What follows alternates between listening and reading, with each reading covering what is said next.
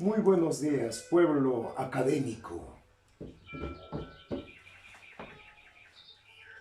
Me presento esta vez como el general Don José de San Martín.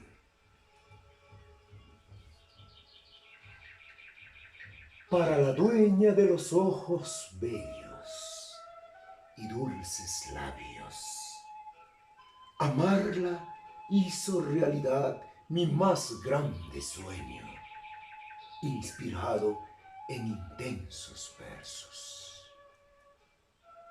Para aquellos amantes del amor como esencia y que encuentran el sentido de la vida en tan bellas palabras.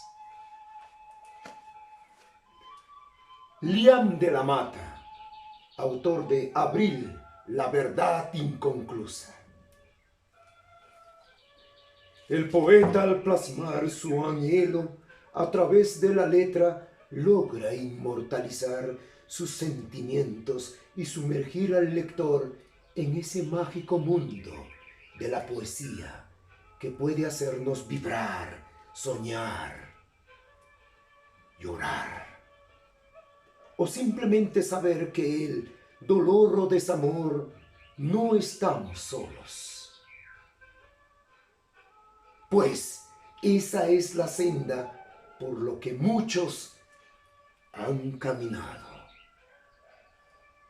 Liam de la Mata, recomendado por el general Don José de San Martín. Jóvenes, hoy estamos aquí para resolver el último examen de admisión. Disculpen. ¿Aló? Arenales. Oh, pelotudo, ¿dónde estás tú? Macanudo. La expedición a los Andes Centrales. Muy bien. Me dices que has proclamado la independencia en diferentes lugares de la sierra. Muy bien. También Ica. Correcto. Ayacucho, Huancavelica, Junín, Tarma. Muy bien. Me dices que las guerrillas y montoneras, ¿qué? Se han pasado a nuestro lado. ¿Cuántos indios son? 70,000, quizás 100,000. Muy bien. Ponga las órdenes del famoso Francisco de Paula Otero. Y no te olvides pasar por Huánuco. Manda una comitiva ahí. No te olvides. ¿Qué pasó el 6 de diciembre de 1820? ¡Ajá! Muy bien. La batalla de Uliachín. ¿A quién derrotaste ahí? Al general Diego de Orelli. Correcto. Muy bien, Arenales. Esta fue la expedición a los Andes Centrales. Positiva para el lado patriota y para Don José de San Martín. Mientras tanto yo, en Lima, estaba en conversaciones con Lamar, Gamar, Orbegoso, Salaberry, estos militares entre criollos y españoles del batallón Numancia, que querrán pasarse al lado patriota. Pero hoy estamos aquí para resolver el examen de admisión Uneval 2023. Lo demás y lo que pasó con Arenales y el batallón Numancia será parte de otra historia.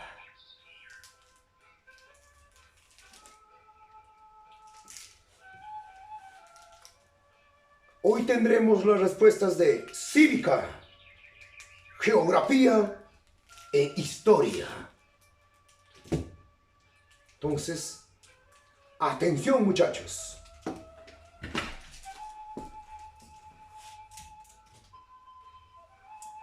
Jovencitos, estamos entonces aptos y ávidos para resolver las preguntas de la Uneval 2023, tal como ha sido descrito en el título, y lo voy a poner para que ustedes puedan observarlo. Aquí está. observenlo por favor, el último examen de admisión que se ha tomado en la Universidad Nacional Hermilio Valdizán. Y tal como hemos dicho, vamos a resolver las preguntas del examen de selección general 2023-1, área 2, ¿no? Tipo de prueba S en los cursos de historia, geografía, y cabe recalcar que cívica entra en todas las áreas, ¿no? Entonces, listos para resolver el examen. Vamos a empezar con cívica. Vamos a empezar con cívica, o lo que como título se refiere a formación ciudadana y cívica. Vamos a la primera pregunta. No sé si pueden observar ahí. Vamos a la primera pregunta. Y ahí está, ¿ve? La primera pregunta dice: en agosto del 2003, en Gdańsk, Polonia, un tribunal condenó a 6 meses de trabajo comunitario a la artista Dorota Niesnalska por exhibir en una galería los genitales masculinos colgados en una cruz. ¿Qué tipo? Ahora dice, la pregunta dice, ¿no? ¿Qué tipo de libertad se estaría vulnerando en este caso? Ojo ahí, mucha atención. Ojo ahí, mucha atención. Ahí están las alternativas: libertad civil, libertad espiritual, libertad física, libertad económica, ¿no? Tenemos 5 alternativas, repito: civil, espiritual, libertad física, libertad intelectual, libertad económica.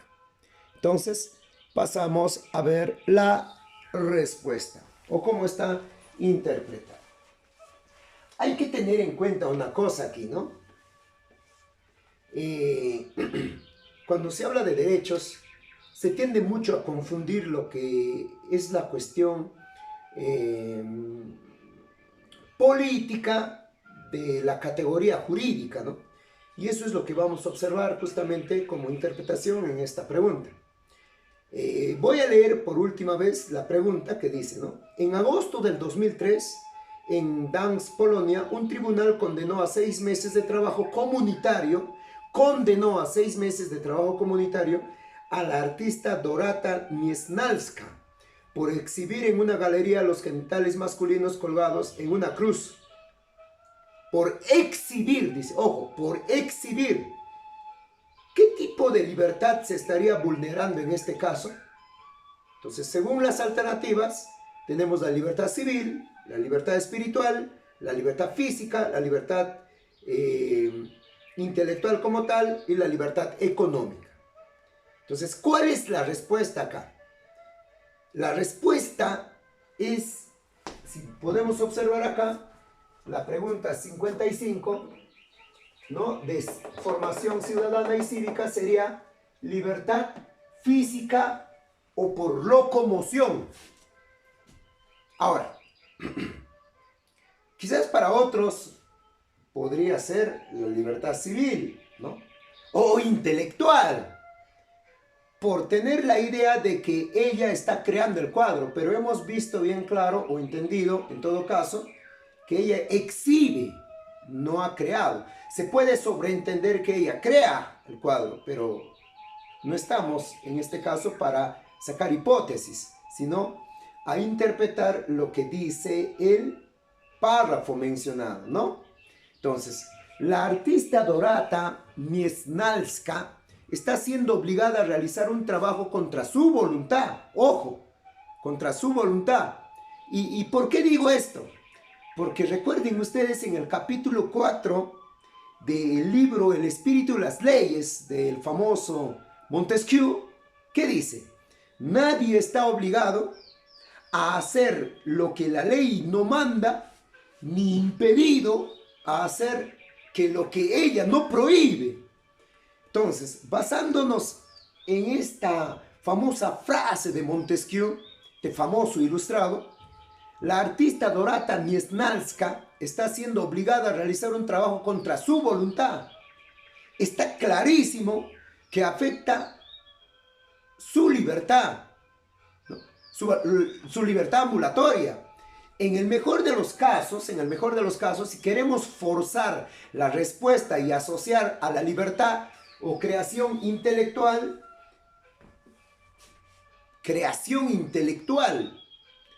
deberá asumirse por conexión a la libertad física, pues, ¿no? A la libertad física que es más general. Ahora, en el caso de lo intelectual, repito, lo intelectual, porque se puede confundir eso, ¿no?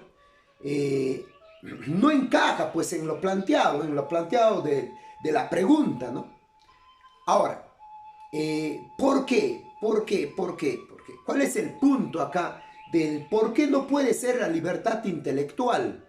¿Y por qué sí la libertad física o por locomoción? Hay que tener en cuenta lo siguiente. En el caso planteado, forzar a una persona a realizar trabajos comunitarios contra su voluntad, cuando nunca existió un delito. O sea, acá no hay delito. Es claramente, pues, una violación a la libertad ambulatoria, que no es más que física o de locomoción. Es claro. Ahora, la libertad intelectual, como tal es una máxima política, ¿no? O sea, es un discurso retórico. La libertad intelectual no es una categoría jurídica. Eso hay que tener bien en cuenta. Los derechos humanos se protegen porque en medida que estos gocen pues de una juricidad. Pero la libertad intelectual no incluye dentro de la Constitución como una cuestión jurídica, sino como una cuestión de índole más a la teoría, ¿correcto? Entonces, los derechos humanos, como he dicho, se protegen en medida de que estos gocen de juricidad. Ahora, un punto más. En el título 1, capítulo 1, en el artículo 2, inciso 8 de la Constitución, dice, ¿no? La libertad de creación. O sea, habla sobre la libertad de creación intelectual.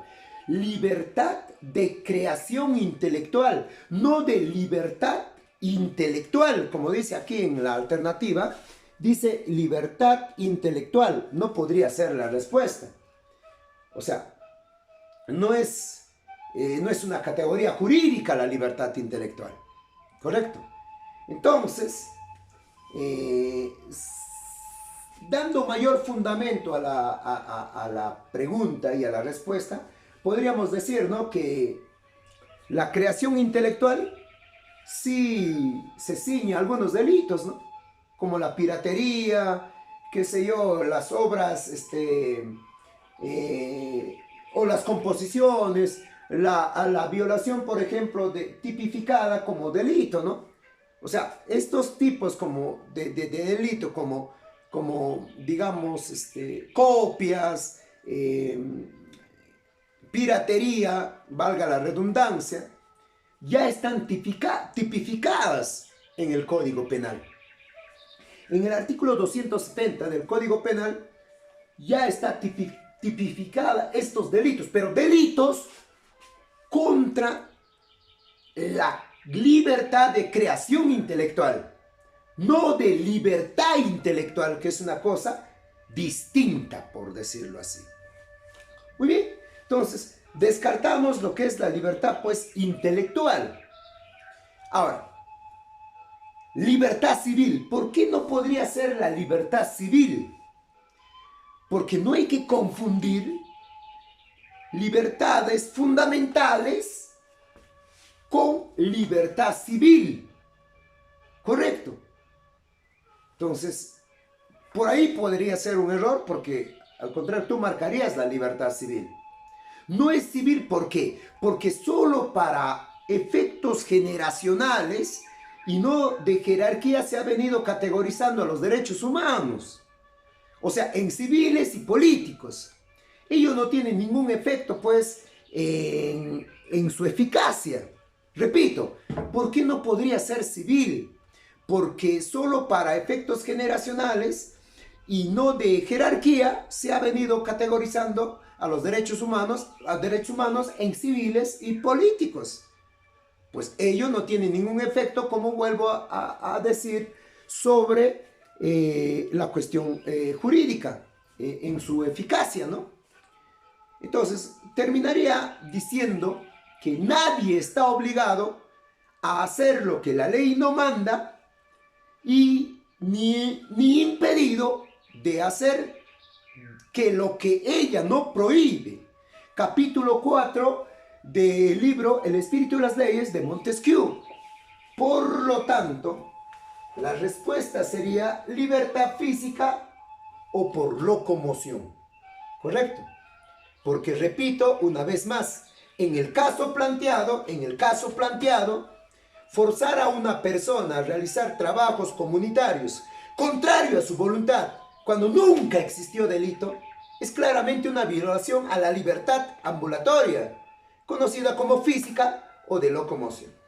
Voy a mostrar por última vez la pregunta para que ustedes también la puedan analizar en casa, pero repito, esto debe tener un análisis más jurídica que política y no fundamentarnos en simples teorías que puedan existir ahí, ¿no?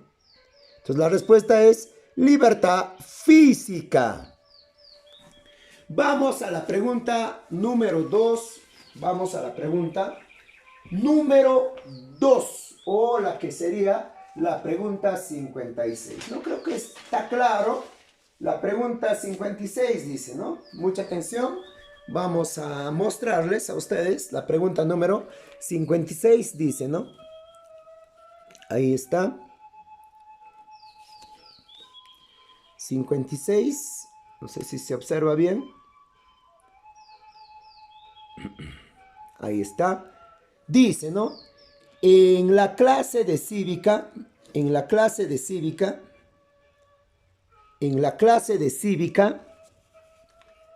el docente señala que la Constitución, elaborada durante el gobierno de las Fuerzas Armadas,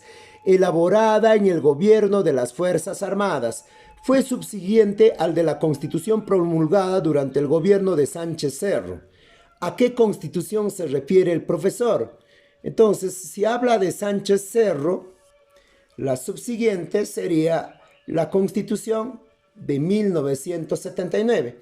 Y tenemos que atribuir una cosa, ¿no? Dentro de la historia, se considera solamente un tiempo de gobierno revolucionario de Fuerzas Armadas, que es el tiempo de Velasco y Morales Bermúdez, el plan Inca y el plan Tupac Amaru, o el docenio militar, como se le llamaría en historia. Entonces, aquí la pregunta hace referencia a este tiempo, a este contexto. Pero ¿cuál es la respuesta? En el gobierno de las Fuerzas Armadas, Velasco no creó una constitución. Todos sabemos que fue un dictador y que gobernó en base a un estatuto revolucionario. Y que la respuesta sería la de 1979. En el siguiente gobierno revolucionario, o contrarrevolucionario, el de Morales Bermúdez, no la constitución de 1979. Hay mucho más que hablar, pero ahí la vamos a dejar. Por ejemplo, tendríamos que hablar acá del famoso Víctor Raúl Ayala Torre. Pero en todo caso, la respuesta es 1979. Pregunta número 57. Vamos a ver por acá. Observamos la pregunta 57. 57, ahí está, dice: después de cumplir con los requisitos de revocatoria de autoridades, un grupo de ciudadanos solicita formalmente que se destituya al alcalde. ¿Cuántos días deben esperar dichos ciudadanos para esa consulta electoral? Entonces, ahí lo estamos mostrando. Ahí estamos mostrando la pregunta. Dice, ¿no? Vuelvo a repetir, dice: después de cumplir con los requisitos de revocatoria de autoridades, un grupo de ciudadanos solicita formalmente que se destituya a su alcalde. ¿Cuántos días deben esperar dichos ciudadanos para la consulta electoral? Vamos a ver cuál es la respuesta aquí. Y la respuesta es clara, ¿no? La respuesta es clara, está en el libro de la universidad, el libro de la CEPRE. La respuesta es 90 días, ¿no? 90 días. Entonces vamos a pasar a la siguiente pregunta que dice, ¿no? Johnny Hurtado es un funcionario cuyos ingresos crecieron aceleradamente al poco tiempo de ingresar a laborar al gobierno regional. Sus amigos sospechan que hace abuso de su cargo, ya que calculan que sus ingresos se han triplicado últimamente. Se han triplicado últimamente. Entonces, ¿qué tipo de corrupción se puede estar evidenciando en el caso descrito? Mucho ojo ahí, dice Johnny Hurtado, voy a leer, mucha atención, voy a leer para todos ustedes, dice Johnny Hurtado es un funcionario cuyos ingresos crecieron aceleradamente al poco tiempo de ingresar a laborar al gobierno regional. Sus amigos sospechan que hace abuso de su cargo, ya que calculan que sus ingresos se triplicaron últimamente. Bueno, este es un caso ya pues común en la política peruana, ¿no? Más que política, en la politiquería peruana. ¿Qué tipo de corrupción se puede estar evidenciando en el caso descrito? Bueno, si te das cuenta en las alternativas, hay una sola respuesta y es clara, ¿no? Es clara. La única respuesta que tendría que ser aquí sería pues el famoso enriquecimiento ilícito, ¿no? Que es, como les digo, es pan de cada día de los politiqueros baratos que existen en nuestro país, ¿no? Ves a un alcalde o un regidor que ha hecho una gran obra, pero cuyo ingreso que él tiene y la causa de patrimonio que él tiene, y al fin de año tú ves que él tiene un carrazo deportivo, una casa, una mansión, por decirlo menos. Entonces, no está de acorde al patrimonio de él o a lo que gana. A ello se llama enriquecimiento ilícito. Pasamos a la pregunta 59, y es una pregunta más de memorización, ¿no? Porque está en el libro CEPRE. Mucha atención. La pregunta 59 dice lo siguiente. Identifica ¿a qué institución presta servicios el Poder Judicial? Y la respuesta es la alternativa E, ¿no?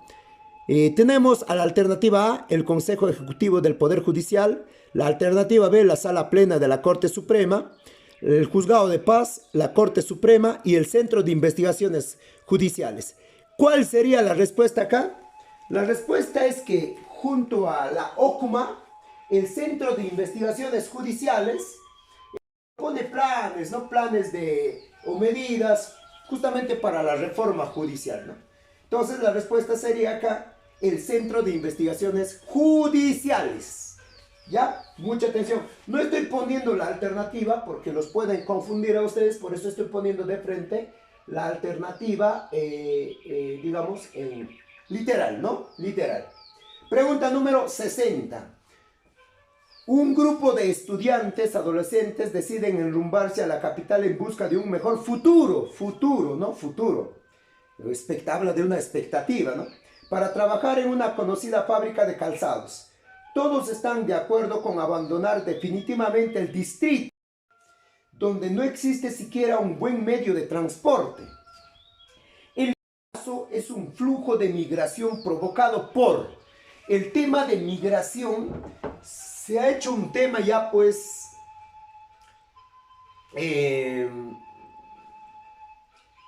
casi sustancial en todos los exámenes de admisión, en las preguntas de geografía y sobre todo en las preguntas de cívica, ¿no?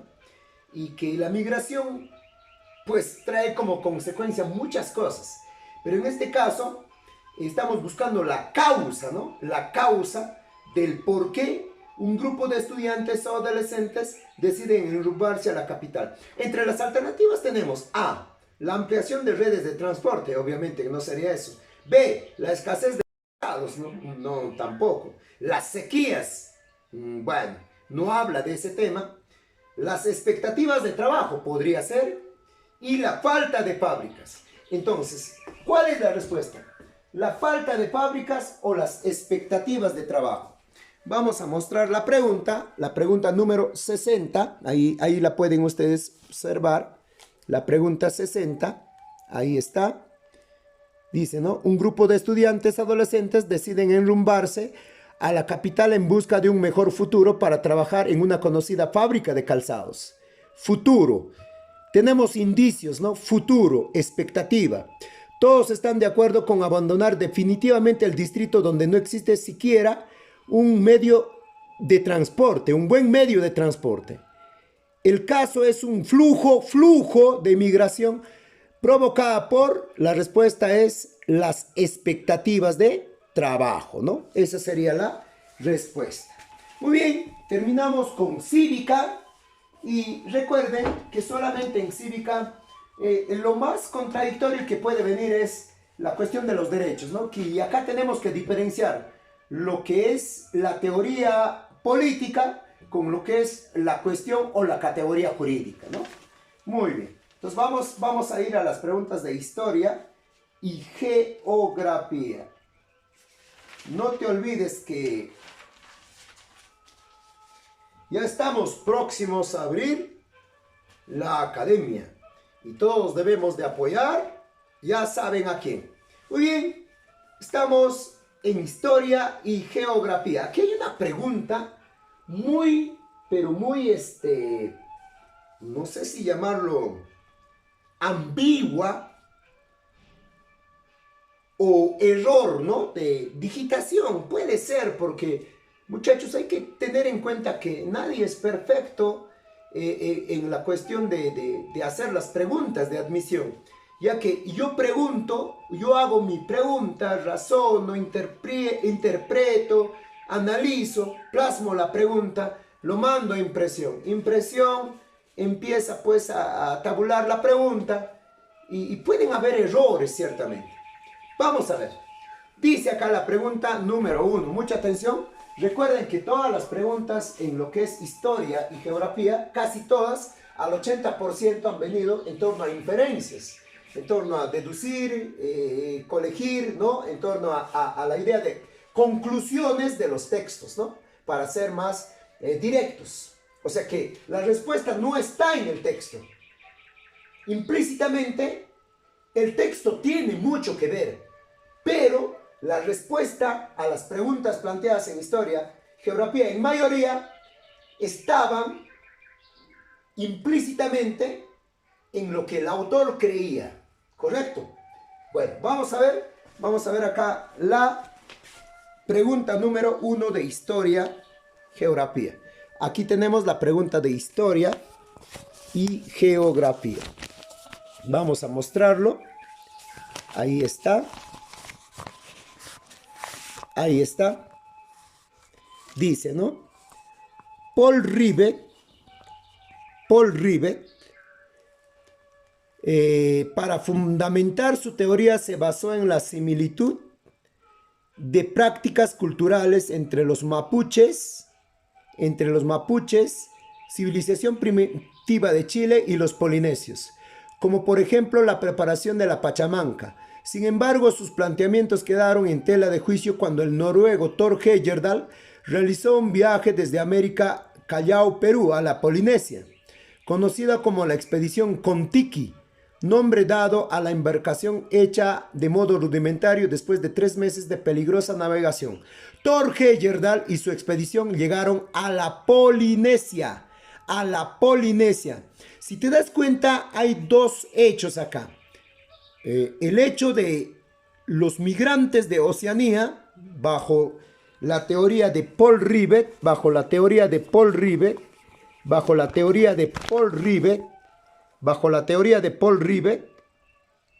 y la teoría de Thor Heyerdahl. Pero acá hay que entender una cosa. Thor Heyerdahl no está dando la contra a Paul Rivet, sino que él quiere demostrar su teoría, que no es inmigracionista, es emigracionista. ¿Correcto? Entonces, vamos a ver qué dice la pregunta. Del texto se interpreta que las pruebas científicas basadas en aspectos culturales y geográficos son postulados de las teorías. Ojo, Aquí la respuesta, según la universidad, es oceánica e inmigracionista. Pero nosotros vamos a detallar que pudo haber un error de digitación, ¿no? Porque nadie es, repito, nadie es perfecto en el resumen o la vida del intelecto del cual puede hacer, ¿no? Porque esto pasa por diferentes manos. Entonces nosotros vamos a ver acá lo siguiente. Si observamos aquí el mapita, vamos a ver lo siguiente. Las teorías de la Polinesia de Paul Rivet, teoría de la Polinesia de Paul Rivet se dirige acá, al sur de Chile, y la teoría melanesia a América Central. Bueno, hasta ahí no hay ni un problema, ¿no? Dice acá, Paul Rivet, para fundamentar su teoría, se basó en la similitud de prácticas culturales entre los mapuches, civilización primitiva de Chile, y los polinesios, o sea, los que van a inmigrar.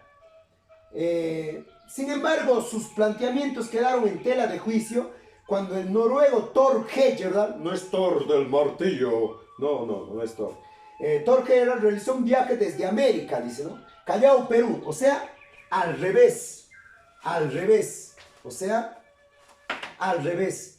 Desde acá, ¿no? Desde el Callao hacia las Polinesias. Quizás llegando hasta Tahití. Es más, hay videos sobre esa expedición que partió del Callao. ¿A dónde? A las Polinesias. Si te estás dando cuenta, la versión de Thor Heyerdahl es al revés. Entonces, no sería inmigracionista, sino sería emigracionista. Es más, el mismo Thor Heyerdahl así lo dice, ¿no? Ahora, ¿pero qué dice acá? Sin embargo, o sea, cuestionando a Paul Rivet, ¿no? Sus planteamientos quedaron en tela de juicio cuando el noruego Thor Heyerdahl realizó un viaje desde América, Callao, Perú, a la Polinesia. ¡Ojo! Thor Heyerdahl no está contradiciendo a Paul Rivet, sino que está diciendo que él quiere probar también una teoría que los que llegaron acá volvieron a salir y quizás a buscar sus orígenes. Entonces, dice acá, conocido como la expedición Kon-Tiki, ¿no? La expedición Kon-Tiki. O sea, la expedición de Thor Heyerdahl, realizada por él mismo y algunos compañeros, se llama Kon-Tiki, en honor pues al dios de los incas, Apu Kon-Tixehuiracocha. Ahora, nombre dado a la embarcación hecha de modo rudimentario, después de 3 meses de peligrosa navegación, Thor Heyerdahl y su expedición llegaron ¿a dónde? A Tahití, o sea, a las Polinesias. Pero dice la pregunta, ahora escuchen, del texto se interpreta que las pruebas científicas basadas en aspectos culturales y geográficos son postulados de las teorías. Ojo, toda pregunta que dice interpreta, ojo, necesariamente la respuesta no está en el texto, sino en lo que deduce el autor. Pero el texto es necesario porque del texto sale la interpretación, o sea, sale la respuesta que es implícita, ¿correcto? Pero vamos a ver acá en las respuestas, no sé si pueden ubicarse nuevamente, vamos a observar de nuevamente las respuestas. Dice A, australiana e inmigracionista, oceánica e inmigracionista la B, la C, oceánica y australiana, la D, oceánica y autoctonista, E, asiática y oceánica. Descartamos la E porque no habla de lo asiático, no hay asiático o términos asiáticos durante lo que he leído en el texto. Alternativa D, oceánica, sí, Paul Rivet es oceánica. Autoctonista, descartado. Alternativa C, oceánica y australiana, tampoco, porque oceánica sí, pero australiana no, porque no hay muestras de una explicación australiana dentro del texto. Y repito, pese a que la pregunta puede decir aspectos culturales y geográficos que sí existen en la teoría australiana, pero en lo que está enmarcado la pregunta no habla en ningún momento de lo australiano. ¿Correcto? La alternativa A, australiana, sí. E inmigracionista, bueno, perdón, australiana tampoco. E inmigracionista tampoco. Alternativa B, oceánica e inmigracionista. ¿Por qué la respuesta sería oceánica inmigracionista? ¿Por qué sería? Bueno, en realidad, para mí no, pero para los que plantean, sí. O sea, la teoría es inmigracionista, sí, es oceánica de Paul Rivet, correcto, de las polinesias y melanesias, eso es correcto, según lo que dice aquí el texto. Entonces, aducimos es que la teoría es oceánica, porque aquí no la dice, acá no dice eso. Entonces, la inferencia como conclusión me da que Paul Rivet sí asume, digamos, su teoría, ¿no? La teoría oceánica. Pero ahora, en el caso de Thor Heyerdahl, no puede también ser, pues, inmigracionista. ¿Por qué? Porque Thor Heyerdahl sale al revés. O sea, sería emigracionista. Pero no hay dentro de las alternativas. No está. Repito, acá puede haber un error. Yo no soy un tipo de estar acusando a nadie, pero puede haber aquí habido un error de imprenta, ¿no? Un error de imprenta. Entonces la respuesta es la B, oceánica e inmigracionista, pero debería decir emigracionista, ¿correcto? ¿Por qué digo eso?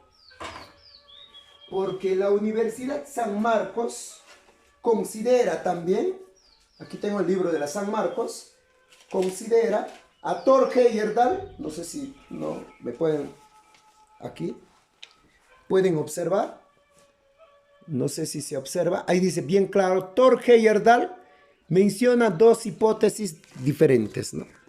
Aquí está, ajá, ahí está, teoría, ¿qué dice? Thor Heyerdahl, teoría emigracionista. Ojo, San Marcos. Repito, pueden haber habido algunos errores de cálculo, se puede dar eso, pero en el libro de la universidad, o sea, el libro que ellos tienen como base, no quiero decir que es el libro, dice que aquí justamente, aquí les voy a mostrar, dice, aquí está, dice, no sé si pueden leer ahí, dice, ¿no? Realizó la expedición de Kon-Tiki en 1947, Thor Heyerdahl, con el objeto de probar la inmigración de Polinesia. La inmigración de Polinesia. O sea, en realidad la pregunta es ambigua, ¿no? Es ambigua y la respuesta, sobre todo la respuesta es ambigua. Pero bueno, la vamos a dejar ahí y hay que de una u otra manera ver que, como les había mencionado hace un momento, pueden haber errores, ¿no? Errores de imprenta y se da eso, ¿no? Ese caso siempre se da hasta conmigo mismo, ¿no? Bueno, entonces la respuesta sería oceánica inmigracionista, entre comillas. Ahí podrían poner ustedes oceánica emigracionista. Pero ojo, descartando, llegarías también a esa respuesta. Sí, llegarías a esa respuesta. Por lo tanto, así es que no hay nada acá que criticar, porque repito que por descarte llegarías. Pese a que te puede confundir en algo la ambigüedad en la cual están dadas las alternativas. Vamos a la pregunta 72. Vamos a la pregunta 72. Entonces, habla sobre el caso de la momia Juanita, ¿no? Que es un tema en realidad importante. La respuesta está enmarcada. La respuesta está enmarcada en lo que dice, ¿no? La momia Juanita era una aquila, ¿no? Sacrificada. Y pertenecería esto a una tradición pues de tiempo pre-inca y que duró hasta el tiempo inca. Recuerden que la momia Juanita pertenece pues a una de las mujeres del Aquiahuasi, ¿no? Que fue sacrificada, ¿no? Allá en el tiempo de los incas, ¿no? En el tiempo de los incas, ¿ya? Entonces estaríamos con la respuesta en torno a la pregunta 72. Y voy a leer lo que dice la pregunta 72. Mucha atención, dice. En referencia al texto, dice la pregunta, identifica la interpretación adecuada. Vamos a leer por si acaso, para los que de repente no están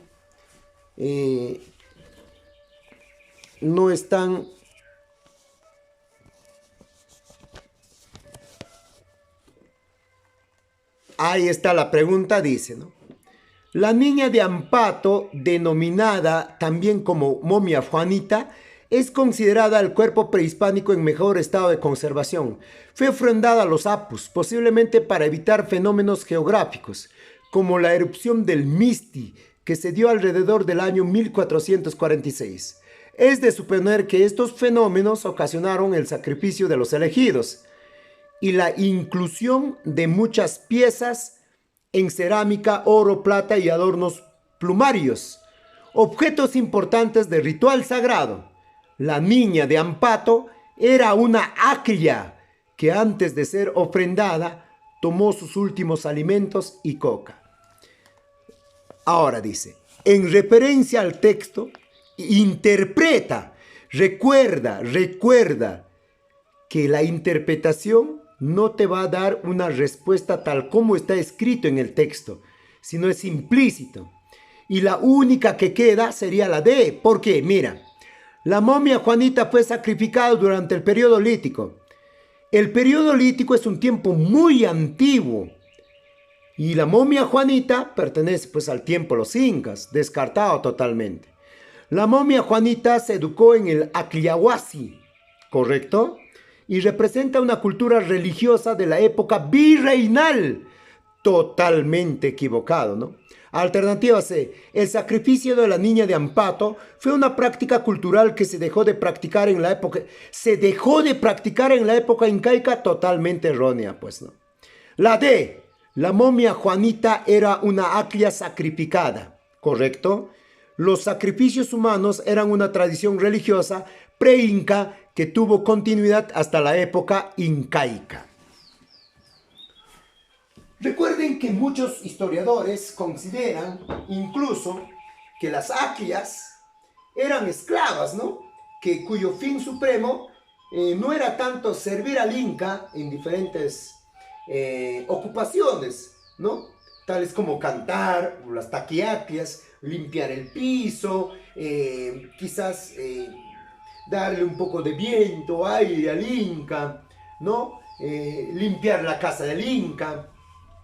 Entonces, el objetivo final de las aqueas, formadas en el Aquiahuasi por las mamaconas, era en sí el sacrificio humano.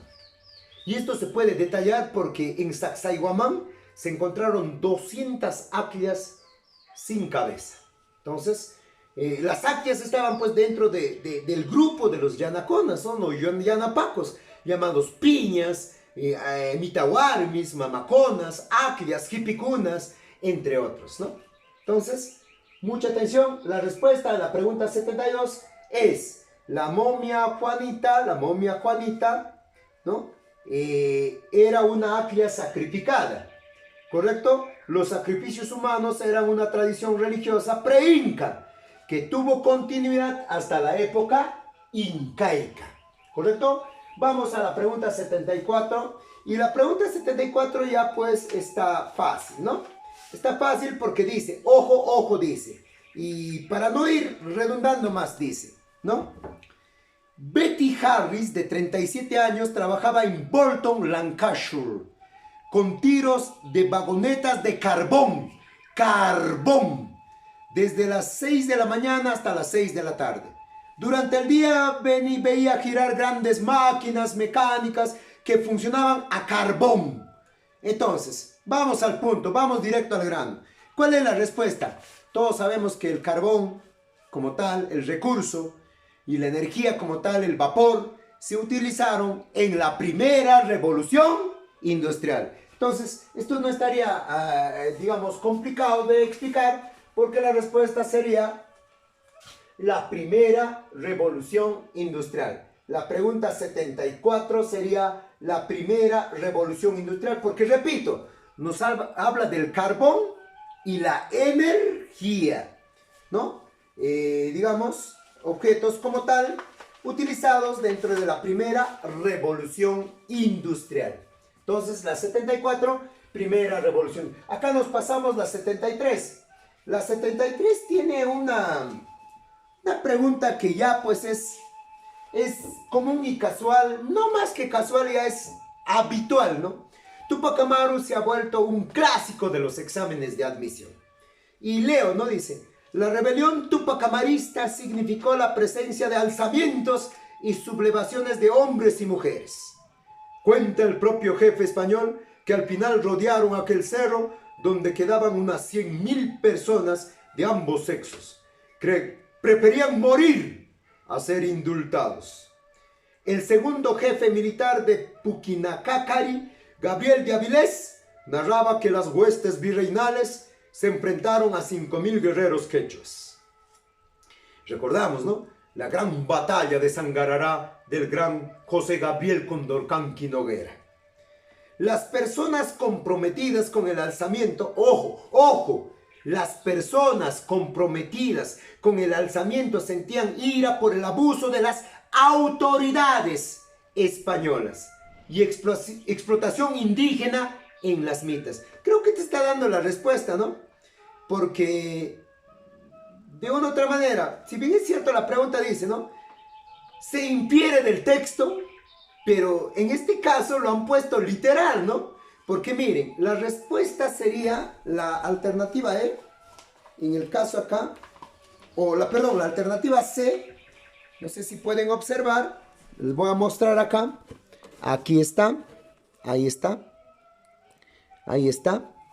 Incluso voy a leer nuevamente para que ustedes se den cuenta que la inferencia al final terminó como literal, ¿no? Ahí está, ahí está. La rebelión tupacamarista significó, dice, la presencia de alzamientos y sublevaciones de hombres y mujeres. Ahora, bajamos y dice, en la parte donde está, las personas comprometidas con el alzamiento sentían ira por el abuso de autoridades españoles y la explotación indígena en las mitas. Acá la respuesta sería clara, la C, ¿no? Por el abuso del corregidor Antonio de Arriaga, porque recuerda, dice, las personas comprometidas con el alzamiento sentían ira por el abuso de las autoridades y explotación indígena en las mitas. Entonces la respuesta se hace literal acá, ¿no?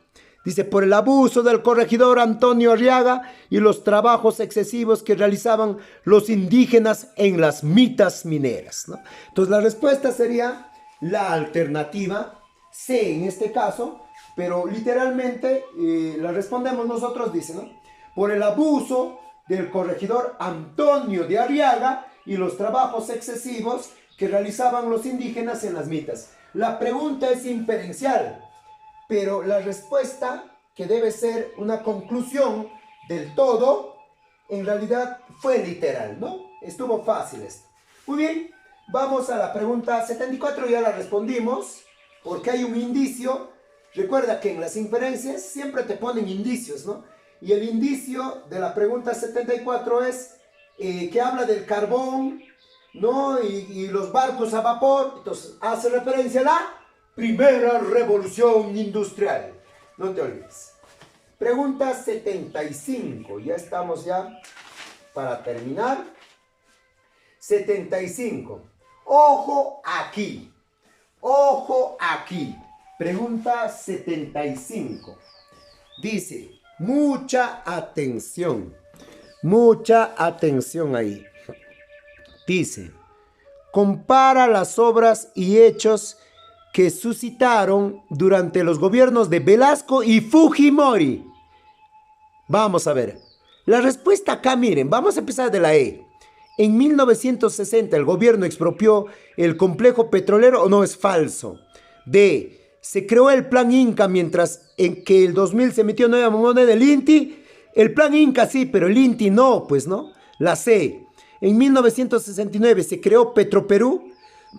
Sí puede ser. En 1995 se creó el proyecto Petróleo para Todos. No existe, no existe. No es la respuesta la C, la B. En 1968 se dio la ley de la reforma agraria para el repartimiento de tierras entre campesinos. Dice, por otro lado, hasta ahí está bien, ¿no? Puede ser, puede ser.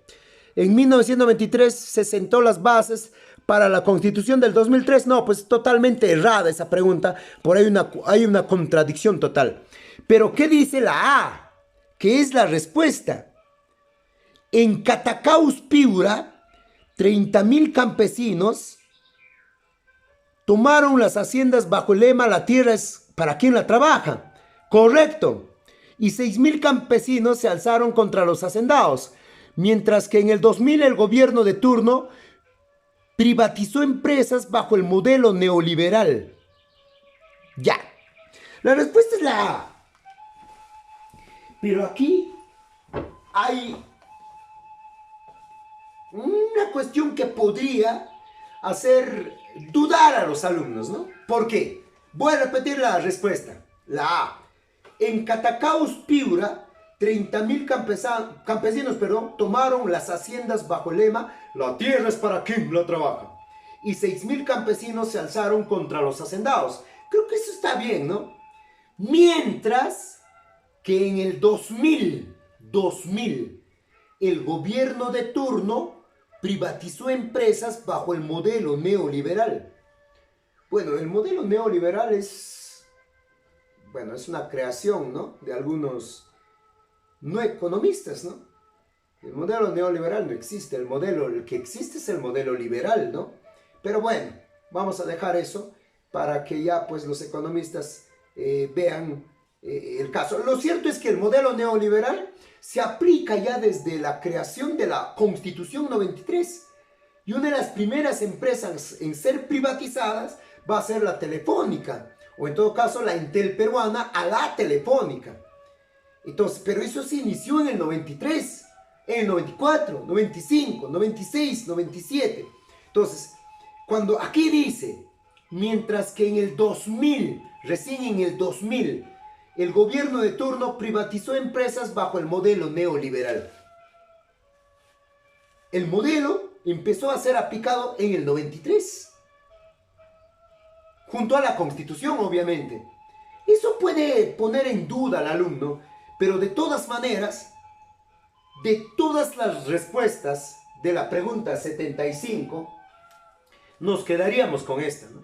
Porque es la que más se acerca y es la que está con mayor realce en torno a las demás alternativas. Alternativa A. Voy a repetir la respuesta. En Catacaus Piura, 30.000 campesinos tomaron las haciendas bajo el lema "la tierra es para quien la trabaja". Y 6.000 campesinos se alzaron contra los hacendados. Por cierto, ¿no? Ahora, en este momento, el personaje, o el dirigente en todo caso, que está planteando volver a la Constitución del 79 y aplicar una reforma agraria como debería de ser, dice él, es Antauro Humala, ¿no? Bueno, mientras que en el 2000 el gobierno de turno privatizó empresas bajo el modelo neoliberal, ¿correcto? Entonces, la respuesta sería la alternativa A, ¿no? Que empieza con Catacaus Piura. Pregunta número 76. 76. Mucha atención, dice. El Pongo de Manseriche, ahí está. El Pongo de Manseriche formado por el río Marañón, se ubica en la cordillera de Campanquis. Alcanza un espectacular recorrido de 2 kilómetros. En uno de sus puntos tiene una anchura de tan solo 32 metros y es una zona con gran potencial hidroeléctrico. Del mismo modo, el Pongo de Aguirre, formado por el río Guallaga, es un potencial hidroenergético del Perú. Los ejemplos planteados hacen referencia a los principios de A. Localización, causalidad. B. Localización y de comparación. Conexión y causalidad. C. D. Localización y conexión. D. E. Causalidad y descripción.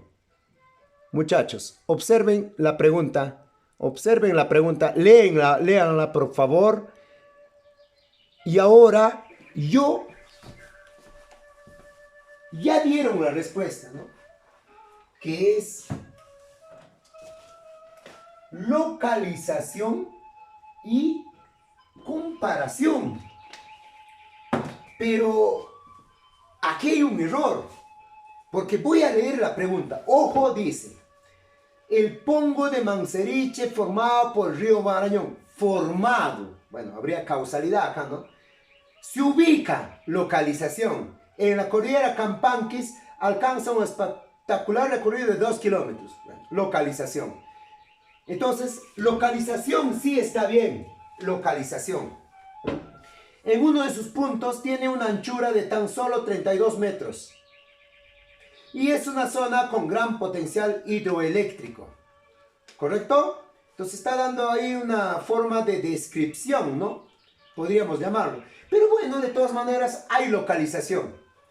Pero ahora, dice, del mismo modo, el Pongo de Aguirre, recuerden, formado por el río Guallaga, es un potencial hidroenergético del Perú. Del mismo modo, el Pongo de Aguirre, formado por el río Guallaga, es un potencial hidroenergético del Perú. Los ejemplos planteados hacen referencia a los principios de...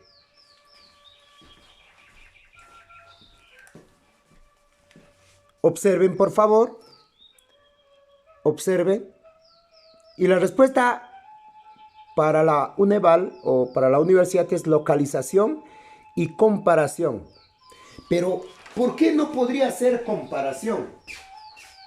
Porque, según Walter Alba, uno de los maestros de la geografía en el Perú, nos dice que la comparación se realiza en torno a puntos distintos, no de un solo país, sino por decir, ¿no? Si yo hablo del desierto de Sechura Piura, tendría que hablar del desierto de Sahara, o del desierto en la India, o del desierto en el sur de África. O sea, la comparación tendría que hacerse en torno a un lugar, pero a un lugar distinto en el globo. Punto número 2. Voy a ir por acá, dice. El principio de comparación o analogía fue expresado por Carl von Ritter y Vidal de la Bleche, ¿no? Y suele formularse de la siguiente manera: el estudio geográfico de un fenómeno implica la preocupación constante por los fenómenos análogos que pudieran presentarse en otros puntos del globo. Entonces, muchachos, la respuesta es para la admisión, la UNEVAL, localización, que podría ser, ¿no? Localización, pero comparación. Si bien es cierto, la pregunta muestra, sí, una comparación, pero no se ciñe a los reglamentos del principio de comparación como tal, que es comparar dos lugares distintos del globo, que puede ser en diferente latitud o diferente longitud, pero no en un mismo territorio. Entonces, ahí podría estar, digamos, no el error, ¿no? Sino que yo puedo llamarle acá cuestión de pregunta difícil, ¿no? Pregunta difícil. Pero bueno, en todo caso, la respuesta es localización y comparación. Yo la había dejado en blanco, ¿no? Porque no había encontrado en realidad la respuesta, lo había dejado en blanco, pero vamos a tomar en cuenta lo que dice la UNEVAL, ¿no? Localización y comparación. Pero siempre hay que tener en cuenta ese espíritu crítico, ese espíritu de que si tú tienes alguna duda, tienes que pues revisar el libro, porque siempre van a haber equivocaciones. No estoy diciendo que esto sea una equivocación, pero investigando, todo se nutre a una expectativa de que no hay una posible respuesta. Vamos a dejar eso, vamos a la pregunta 77. Anita y sus compañeros, dice, realizaron un viaje de promoción. Anita y sus compañeros realizaron un viaje de promoción. Ahí está. Conocieron muchos lugares como la Pampa de Olmos, Zorritos, Bayóvar, el Morro Solar en Chorrillos y las Lomas de la Chay. Ojo ahí. Entonces se deduce que Anita y sus compañeros de promoción conocieron parte de la. Atención. Aquí la respuesta es fácil, pues, ¿no? Repito, Anita y sus compañeros realizaron un viaje de promoción. Conocieron muchos lugares como la Pampa de Olmos, Zorritos, Bayóvar, el Morro Solar en Chorrillos y las Lomas de la Chay. Entonces se deduce que Anita y sus compañeros de promoción, dice, conocieron parte de la. Y ahora, recuerda esto con mucho énfasis. Siempre hacemos en clase, ¿no? Recuerden, mucha atención acá. Siempre hacemos en clase. Mucha atención. Vamos acá. Zócalo, talud, fosa. Vamos acá. Depresión, pampas, desiertos, valles en forma de conos deyectivos. Tenemos acá tablazos. Recuerda tu enamorada. Tablazos. Recuerda acá ahora estribaciones andinas.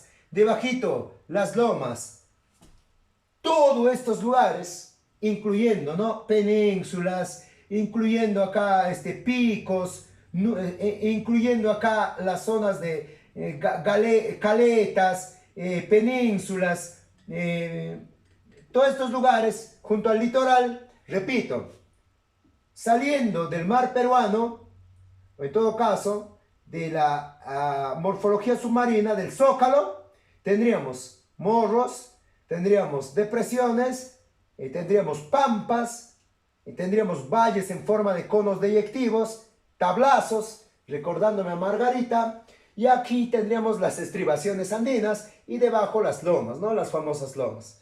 Bueno, también hay dunas, desiertos, ¿no? Y todo esto. Duna de Purpura y la Libertad, la más importante, la más grande.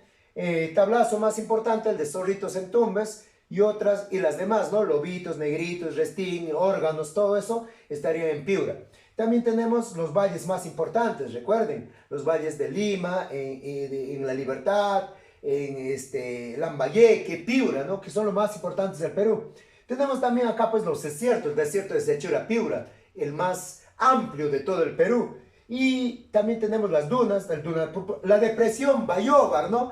Que es el punto más bajo del Perú, a 37 metros bajo el nivel del mar, en Piura. Las estribaciones, que todas están en Lima, y no te olvides que son los puntos más altos de la costa.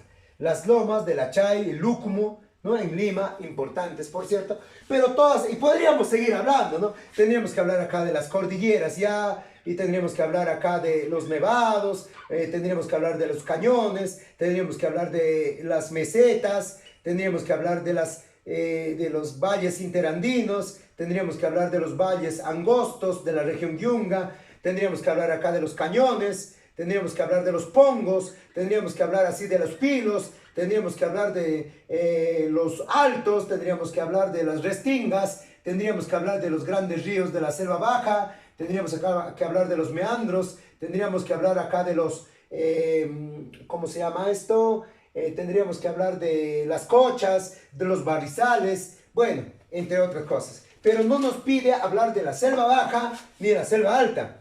Dice bien claro la pregunta. Anita y sus compañeros realizaron un viaje de promoción, ¿no? Conocieron muchos lugares como la Pampa de Olmos, en Lambayeque, Zorritos en Tumbes, Bayóvar en Piura, El Morro Solar en Chorrillos y las Lomas de la Chay. O sea, si te das cuenta, todos ¿dónde están? En la costa. Entonces se deduce, se infiere, se colige, ¿no? ¿A qué conclusión podemos llegar con respecto a Anita y sus compañeros? ¿Qué parte de la geomorfología peruana conocieron? Si hablamos de Tumbes, hablamos de Zorritos en Tumbes, de Olmos en Lambayeque, hablamos pues de Bayóvar en Piura, hablamos del Morro Solar en Lima, las Lomas de la Chay en Lima. Estamos hablando de la geomorfología de la costa. Geomorfología de la costa. Geomorfología de la costa. Entonces la respuesta es geomorfología o relieves de la costa. Muy bien. Vamos acá también hay otra pregunta, ojo, aquí hay otra pregunta. Una pregunta que se ha hecho ya pues netamente, ¿cómo les podría decir? Una pregunta que se ha hecho ya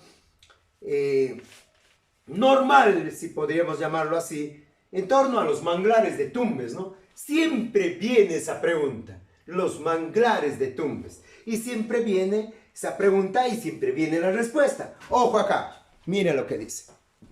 Mira, mucha atención, los manglares de Tumbes. Ahí está.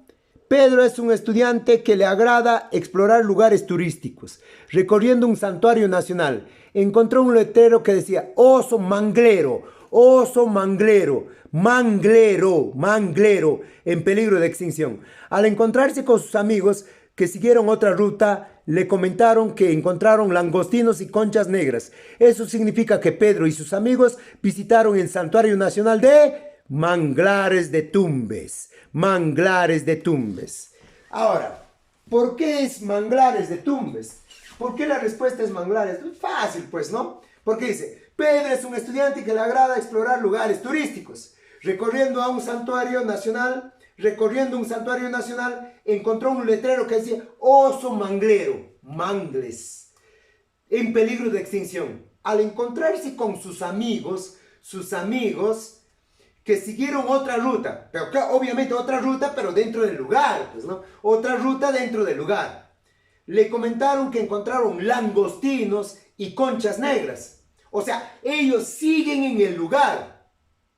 Ahora, se habla de langostinos, conchas negras, incluso otros animales, digamos, dentro de cochas, o en todo caso, barrizal, o podríamos llamarlo más correcto, sería pues lodo, ¿no? Lodo, estaríamos hablando del único lugar en el Perú, bueno, hasta el momento, hay otro, pero es pequeño, el único lugar en el Perú con manglares, y es Tumbes, ¿no? La respuesta sería alternativa C, manglares de Tumbes. Manglares de Tumbes. Esa pregunta estaba, digamos que no estaba tan difícil, ¿no? 79. La pregunta 79 hace referencia a lo siguiente. Mucha atención. La profesora Calla dice, mucha atención acá, población. Ahí está. La profesora Calla le pidió a la estudiante Ángela que interprete la siguiente fórmula. Cuando tú ves un cuadro de 2,2 hijos por mujer, se refiere a la tasa de fecundidad, ¿no? Y cuando ves el otro cuadro que dice TBN, se refiere pues a la tasa de natalidad. Entonces está claro, la respuesta es la alternativa D, ¿no? La tasa de fecundidad es el número de hijos que tiene una mujer en su capacidad fértil. Tasa de natalidad es el número de nacimientos por 1000 habitantes en el periodo de un año. ¿Correcto? Entonces, los dos recuadros hacen alusión a dos cosas. Uno a la tasa de fecundidad y la otra a la tasa de natalidad. Bueno, esto estaba fácil. Y finalmente la 80. La pregunta 80. Fíjense la pregunta 80. Creo que esto era una pregunta de nivel primario, pero que es bueno preguntar porque a veces nuestros alumnos, y una felicitación, ¿no? En este caso a los que han hecho la pregunta, porque repito, pueden haber algunos errores, pero la respuesta siempre está la respuesta, ¿no? Y esto es bueno que les pregunten a los alumnos porque hay alumnos que no saben dónde están parados, ni dónde están. Les preguntas y les dices, ¿no? Huánuco, ¿en qué región está? O la ciudad de Huánuco, ¿en qué región está? Pues no saben ni qué responder. Huánuco, ¿cuál es su altitud? No pueden responder eso. O sea, simples preguntas del lugar donde tú estás por localización. Ratzel, ¿qué te haría? Ratzel, pues, te daría pena de muerte, ¿no? Entonces, pero nosotros vamos a ver la pregunta 80 muy bien formulada porque es necesario ubicarnos, ¿no? Dentro de nuestro territorio nacional. Y ahora vamos a pasar acá para responder a la pregunta. Mucha atención ahí. Ahí está. Vamos a responder a la pregunta. No sé si se observa ahí. Ahí está. Muy bien, ahí está. Entonces, les voy a mostrar la pregunta, ¿no? Ahí está. La pregunta dice, mucha atención, dice, en referencia al gráfico y los límites del Perú, localiza la ubicación correcta de los países de acuerdo a los puntos cardinales.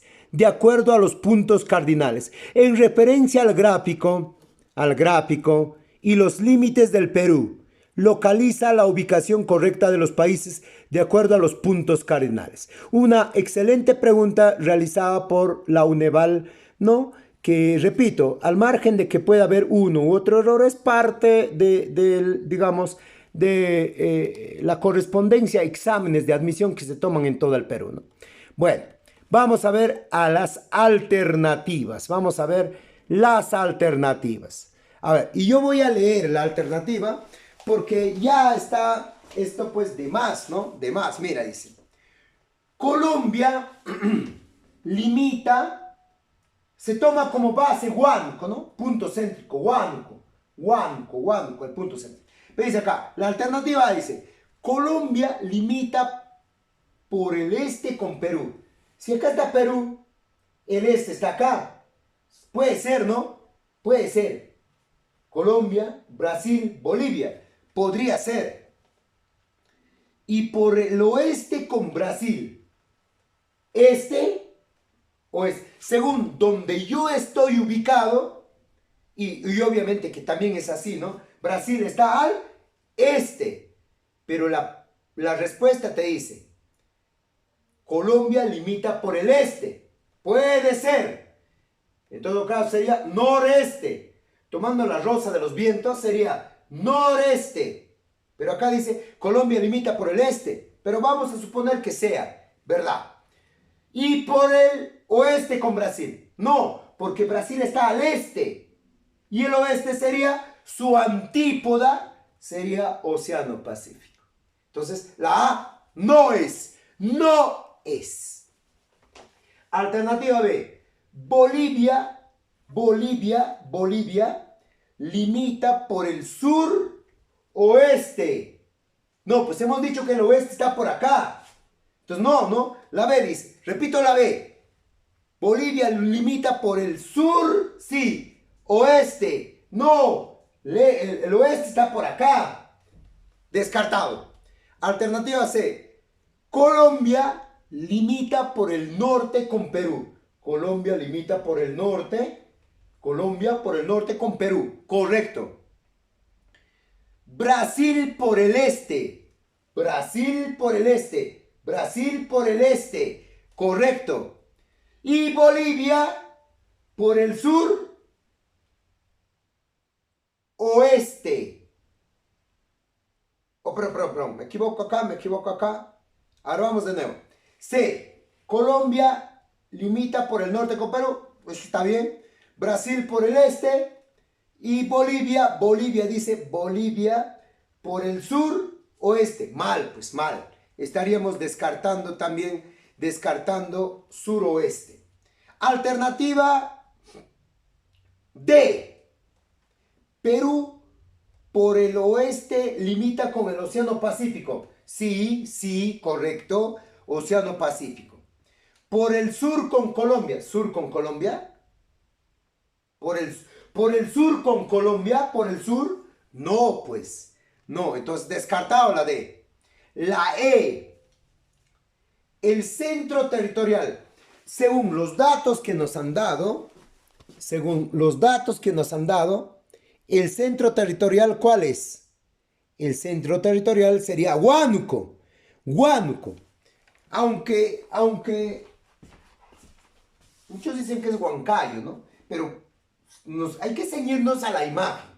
La imagen dice que Huánuco es el centro. La alternativa E dice, el centro territorial del Perú se encuentra en Huánuco. Según lo que nos han dado, correcto.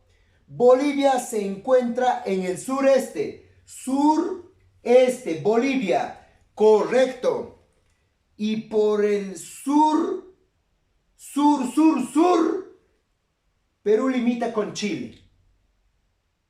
Claro que sí. La respuesta es la E. Repetimos.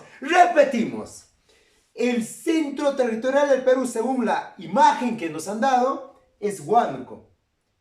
Bolivia se encuentra en el sureste, Bolivia, correcto, según la Rosa de los Vientos, correcto. Y por el sur, Chile. Recuerda, esa tan infausta guerra del Pacífico o del salitre que tuvimos.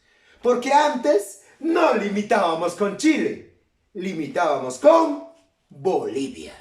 Pero esa es parte, la guerra del Pacífico es parte de otra historia. Muchachos, entonces hemos respondido las preguntas del examen que han venido formuladas en el último examen de admisión. Entonces, espero que hayamos absuelto sus dudas y hayamos, pues en todo caso, valga la redundancia, respondido tal como debe de ser. Repito,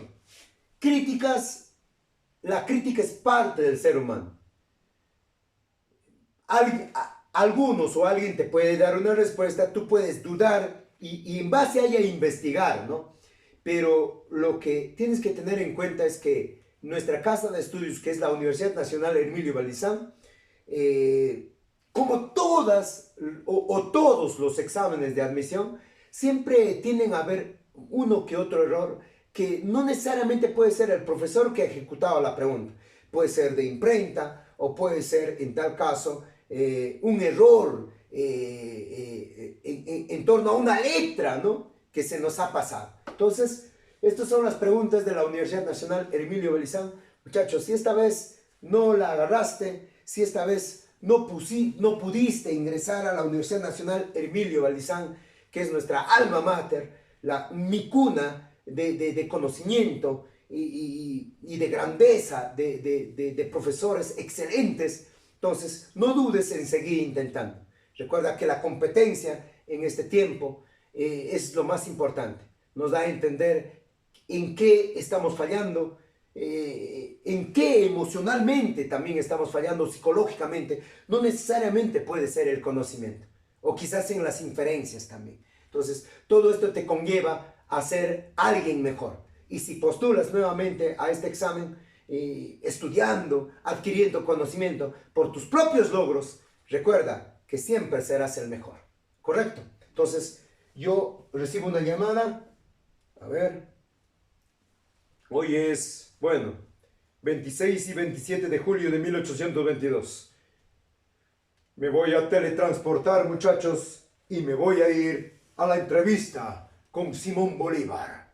Simón José Antonio Bolívar Palacios y Sojo, libertador del norte.